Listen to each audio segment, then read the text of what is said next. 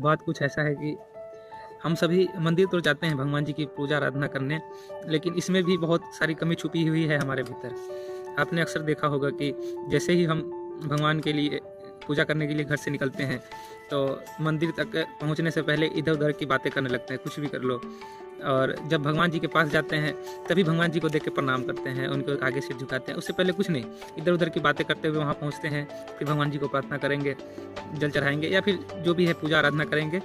लेकिन आपने देखा होगा कि पूरी रास्ता उनके भीतर थोड़ी सी भी श्रद्धा नहीं है कि यहाँ से वहाँ तक जा रहे हैं तो पूरे एक एक कदम भगवान के नाम से उठे। ऐसा किसी ने नहीं किया है, मैंने जहाँ तक देखा है किसी ने नहीं किया है कि इसे भगवान के पास जा रहे हैं तो एक कदम हमारा एक एक सांस जो है वो भगवान के लिए निकले, ऐसा किसी को नहीं देखे हैं। तो ये तो कमी हो गई।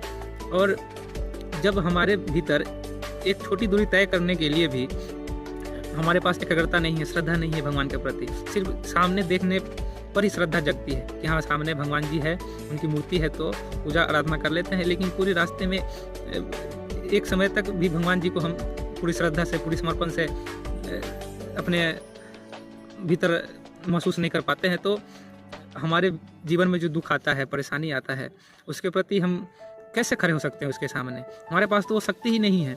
जब एक छोटी सी दूरी तय करने में हमारे पास हम समर्पण करने में सक्षम नहीं है भगवान के प्रति, तो इस दुख और परेशानी से कैसे लड़ सकते हैं? अच्छा, एक बात, हम सभी मंदिर जाते हैं, लेकिन मैंने ओशो जी से सुना है कि हम लोग मंदिर जाते हैं लेकिन मंदिर से कुछ सीखा नहीं है जाने से।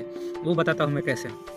देखिए, हम सभी ने देखा है कि जो हमारे मंदिर सब है महादेव जी की या फिर हनुमान जी की, सब नदी के किनारे ही है। लगभग मंदिर है जो गंगा नदी के किनारे ही है हमारा जो मंदिर है। तो उस मंदिर गंगा नदी के किनारे होने का क्या कारण है? हम उससे क्या सीखें? मुझे ऐसा लगता है अभी के समय में कोई कुछ नहीं सीखा है, सिर्फ जल चढ़ा के भगवान जी को प्रार्थना करके आ जाता है। लेकिन इसके पीछे हमारे जो भगवान जी का मंदिर नदी के किनारे जो भी बनवाए होंगे, मुझे ऐसा लगता है वो बहुत बड़े महात्मा, बहुत बड़े भगवान के जैसे ही रहे होंगे।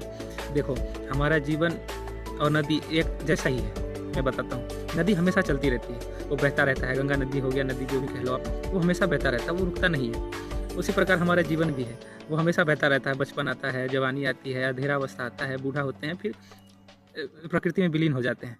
उसी प्रकार नदी भी पहाड़ से निकलती है और वो चलते जाती है और सागर में मिल जाती है। लेकिन आपने ध्यान दोगे तो पता चलेगा, मंदिर एक ठहराव है हमारे लिए। तो हम जैसे कि अभी जवानी अवस्था में ठहरे, बचपना में कुछ दिन ठहरे, उसी समय जब यही समय मिलता है जब हम भगवान को याद करते हैं, उनके प्रति समर्पण करना होता है, उनको जानते हैं कि भगवान